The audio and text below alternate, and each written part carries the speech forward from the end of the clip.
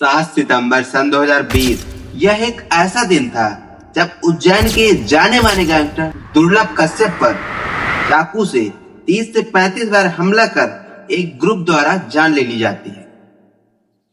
नमस्कार साथियों, आज के वीडियो में हम जानेंगे कि उस रात को चाय की दुकान में क्या हुआ था और दुर्लभ कश्यप की हत्या किसने की थी और इतनी छोटी सी उम्र में दुर्लभ कश्यप इतना बड़ा गैंगस्टर कैसे बना। तारीख 8 नवंबर सन 2000। यह वो दिन था जब मध्य प्रदेश के उज्जैन के एक शहर अफजलपुर में दुर्लभ कश्यप का जन्म होता है। दुर्लभ कश्यप की माता का नाम पद्मा था जो एक स्कूल टीचर थी और उनके पिता का नाम मनोज कश्यप था जो बिजनेसमैन थे।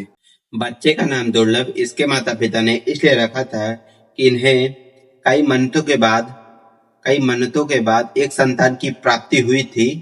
माँ को पूर्ण भरोसा था कि हमारा बेटा बड़ा होकर जरूर बड़ा काम करेगा, लेकिन इन्हें क्या पता था कि यह बड़ा काम क्राइम की दुनिया की तरफ होगा। क्लास 8th और 9th में जब कश्यप था तो 8th और 9th के बच्चों के बीच झगड़ा हुआ करता था तो उसे सॉल्व करने के लिए कश्यप उसके बीच में जाया करता था और सॉल्व किया करता था। धीरे धीरे स्कूल में उसका दबदबा बन गया और आसपास के इलाकों में भी उसका नाम काफी फेमस हो गया। जहाँ छोटी मोटी लड़ाइयाँ हो या अन्य कोई काम हो तो लोग दुर्लभ के पास आने लगे थे। लोग दुर्लभ को प्यार से कोहिनूर बुलाया करते थे, कोहिनूर। इस सब के चलते दुर्लभ जब कक्षा 10 में पहुंचा तो उसने अपनी पढ़ाई को अलविदा कर दिया।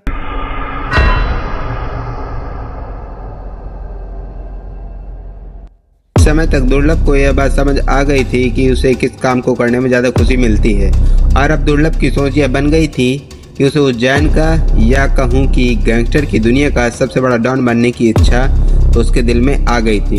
खैर यह वो समय था जब एक रैली के दौरान दुर्लभ की मुलाकात ऐसे ही क्राइम करने वाले लोगों से होने लगी जिसमें सबसे खतरनाक था हेमंत वाड़िया उर्फ बौखला। अब इस बौखला से मिलने के बाद दुर्लभ ने फिर कभी पीछे मुड़कर नहीं देखा और पूरी तरीके से अपराध की दुनिया की तरफ अपना कदम आगे बढ़ा चुका था और इन्हीं सब के चलते उसने अपनी खुद की कंपनी बना ली जिसका नाम था डी कंपनी। और दुर्लभ की सबसे खास बात यह थी कि दुर्लभ अपने खुद के काम धंधे की एडवाइजमेंट के लिए FB फेसबुक का इस्तेमाल करता था, जहाँ यह कुछ इस तरीके की बात अक्सर लिखा करता था कि अगर किसी को किसी तरीके का काम करवाना है तो हमसे संपर्क करे, चाहे वो किसी की जान ही क्यों न लेना हो। और फेसबुक का इस्तेमाल करके ऐसे लोगों को गैंग में शामिल करता था जो अपने इलाके के डॉन हुआ करते थे या अपने इलाके के खतरनाक गैंगस्टर हुआ करते थे। ऐसे करते करते 3000 से ज़्यादा लोग इसके संपर्क में आ गए और धीरे धीरे भारत के हर कोने से युवा इसे पसंद करने लगे। लेकिन इस पूरे गैंग की मेन कमांड जो होती थी वो हेमंत वाड़िया उर्फ बौखला के हाथ में होती थी। खैर इस गैंग में शामिल होने के लिए दुर्लभ ने एक ड्रेस कोड भी बनाया था जिसमें माथे में तिलक, आंखों में सुरमा, कंधे में गमछा और उसने ऐसा इसलिए किया था कि जिसे पता लगाया जा सके कि ये डी कंपनी के लोग हैं। सीधी सी बात है कि ज़्यादातर लोग दुर्लभ को इन्हीं कपड़ों में पसंद करते थे। इसके बाद आते हैं स्टोरी के मेन पार्ट पर। फरवरी 2017 यह वो दिन था जब पुलिस ने पहली बार कश्यप पर मामला दर्ज किया था जिसमें कश्यप ने एक लड़के पर चाकू से हमला किया था।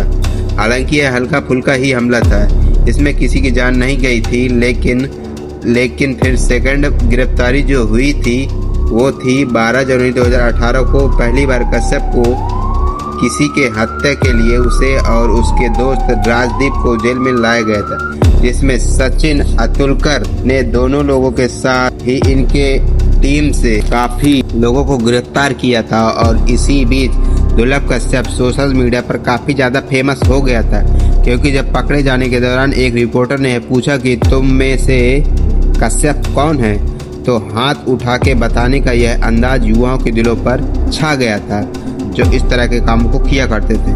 और इसके बाद दुर्लभ की पॉपुलैरिटी और भी ज़्यादा बढ़ गई। उस समय जब दुर्लभ को गिरफ्तार किया गया था तो उसे उज्जैन के एक जेल में रखा गया था। यहाँ सचिन अतुलकर ने कश्यप से यह भी बात कही थी, कश्यप जब तक तुम जेल में हो तो सुरक्षित हो, क्योंकि इतनी छोटी उम्र में ही तुमने इतने ज़्यादा दुश्मन पाल लिए हैं कि बाहर निकलते ही कोई भी तुमको मार देगा। और हुआ भी कुछ ऐसा ही। नाबालिग होने की वजह से कश्यप ने हाई कोर्ट में अपील की तो हाई कोर्ट ने उसे बाल सुधार केंद्र में भेज दिया। कुछ महीने वहां अकेले बिताने के बाद कश्यप काफ़ी ज़्यादा सुधर गया और जेल से बाहर आने के बाद वह खुद का बिजनेस भी शुरू करना चाहता था। लेकिन इसी बीच आ गया था सन 2020, जहां पूरे देश में लॉकडाउन की स्थिति हो गई थी। उस समय दुर्लभ ने भी बिजनेस प्लान कैंसिल कर दिया और इंदौर से दुर्लभ उज्जैन अपने माँ के यहाँ चला गया। दुर्लभ अपने माँ के यहाँ कुछ महीने रहने के बाद और लॉकडाउन का लंबा समय चलने की वजह से वो इस बात से काफ़ी ज़्यादा ऊब जाता है और कॉल करके 6 सितंबर सन 2020 अपने दोस्तों को घर पर खाने के लिए इनवाइट करता है, क्योंकि 6 सितंबर तक लॉकडाउन की स्थिति काफ़ी नॉर्मल हो चुकी थी। इसके बाद दुर्लभ के सभी दोस्त उसके घर आते हैं और रात का खाना खाते हैं और कुछ बातचीत करते हैं। तभी दुर्लभ के दोस्त का मन बाहर जाकर चाय और सिगरेट पीने का करता है। लेकिन दिक्कत यह थी कि इस समय के रात के 1 बज चुके थे और रात के 1 बजे चाय की दुकान बंद हो जाती है। तभी इनमें से एक दोस्त यह कहता है कि मैं अभी हेलावाड़ी क्षेत्र से आ रहा हूँ और मैं एक दुकान को जानता हूँ, तो हेलावाड़ी में रात भर खुली रहती है। तभी करीब रात के 1 बजे सभी अपनी बाइक उठाकर निकल पड़ते हैं, जहां सभी पहुंचकर चाय पी रहे होते हैं। इस चाय की दुकान को केकेसी ग्रुप का लीडर रमेश भाई चलाता था, जिसका नाम था अमन भूरा। शायद कश्यप के यहाँ होने की खबर इसी ने केकेसी ग्रुप को पहुंचाई थी।